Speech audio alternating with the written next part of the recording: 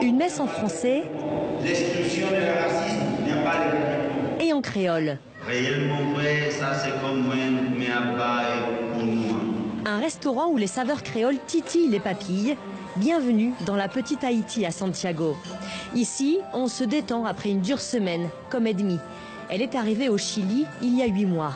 Et ici, vous n'avez pas de famille, vous êtes loin de votre pays. Il faut payer le loyer, il faut manger, il faut vivre. Il faut survivre en fait. Avec un master et une licence en poche, Edmi travaille comme femme de ménage, tout comme son frère, diplômé d'un master en gestion d'entreprise. Leur salaire, à peine 500 € par mois, une misère au Chili, une fortune en Haïti. Et malgré ces emplois loin de leurs aspirations, la fratrie ne songe pas à quitter le Chili.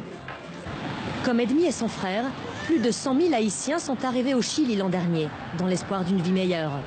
La plupart d'entre eux s'installent dans ce quartier ouvrier, dont le maire est Rodrigo. Celui que l'on surnomme le maire haïtien est débordé face à l'explosion de l'immigration.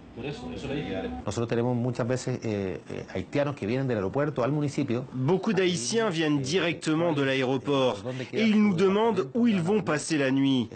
Ils viennent parce que quelqu'un leur a dit que nous allions leur fournir un logement. Mais évidemment, c'est complètement faux. Alors, pour endiguer l'immigration, le maire a eu une idée originale. Il a demandé à un rappeur haïtien de composer une chanson pour ses compatriotes, en créole et en espagnol.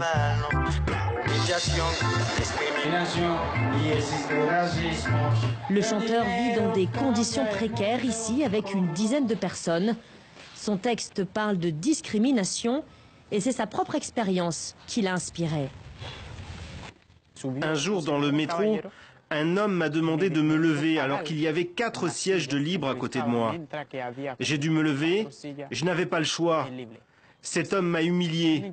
Et pourquoi? À cause de ma couleur de peau. La xénophobie s'accentue au Chili, comme le montre cet article du journal le plus lu du pays. Et cette question, ouvertement raciste, trouvez-vous que l'odeur d'un Haïtien est différente de celle d'un Chilien? Face à cela, le cousin de Ernst tient à rester positif. Professeur au chômage en Haïti, il est venu reprendre des études d'électricien. Je dois lutter pour atteindre mon objectif, alors j'essaie de banaliser les autres choses négatives. On est obligé, comme on voit là où l'on vit, c'est un peu misérable, mais quand même on s'adapte. On s'adapte. Et alors que le gouvernement conservateur de Sébastien Piñera vient d'annoncer la création d'un visa pour les Haïtiens, les files d'attente devant les bureaux d'immigration restent interminables. La petite Haïti a encore de beaux jours